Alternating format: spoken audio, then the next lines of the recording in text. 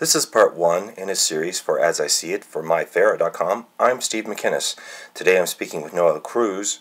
Cruz specializes in repaints of dolls. A native of the Philippines, Noel was constantly drawing as a child, but for many years was detoured by his family's expectations.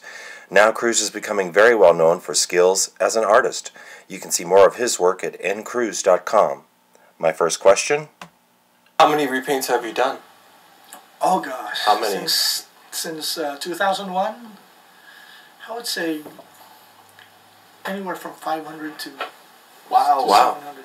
Just because I was so giddy, I was just basking in the new prospect that time of being able to sell my artwork. Prior to that, I was what you would call a starving artist. I just did odd jobs here and there. Right.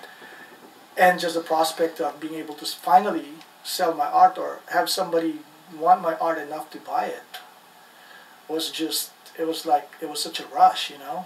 It was like a drug. So I just started taking commissions left and right, but almost quickly, as soon as after that, I just got overwhelmed, you know? With work? Yeah, it was like, all I did was just, it was like clockwork.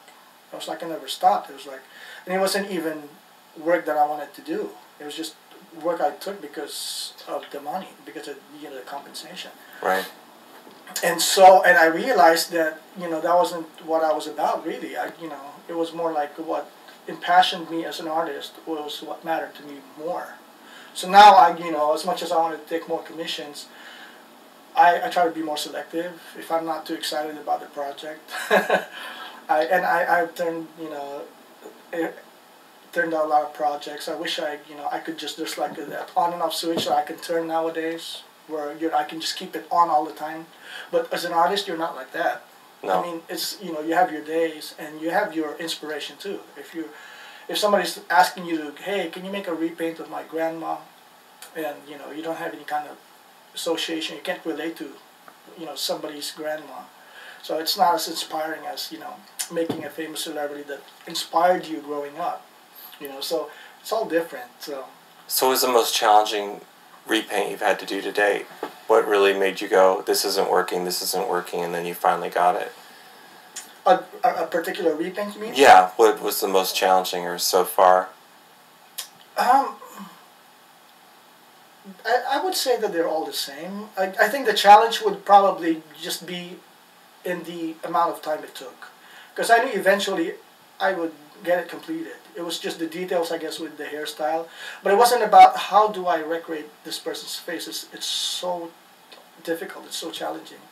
No, it's for me, it's like my hands have a mind of its own. When I start working, I don't even analyze what I do. It's just my hands just know what to do instinctively.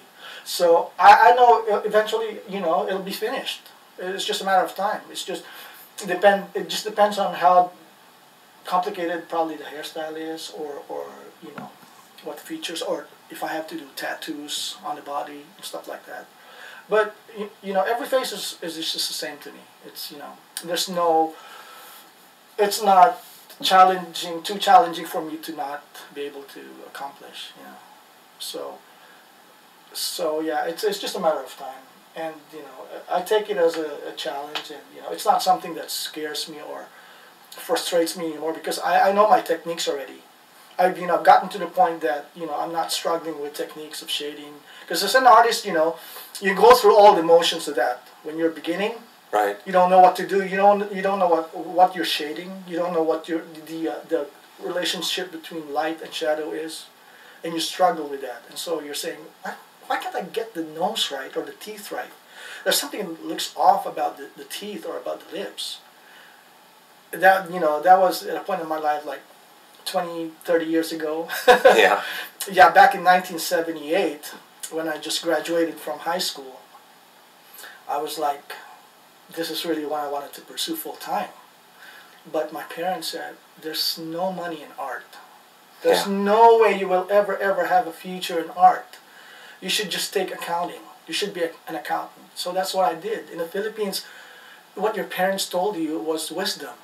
It's what you followed. It's not like here where you follow your own pursuits, where you say I am my own person and this is what I want to do. I'm doing this for me. Not my mom or my dad or anybody else could tell me what to do. In the Philippines, it's a familial society where family matters more than anything else. Matters more than individual. So if your parents tell you should go this way, it'll be an outrage if you try to rebel that, if you try to fight it. So for me I did that.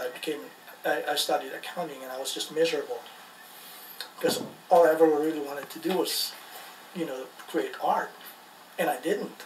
So I didn't, needless to say, I didn't finish the course.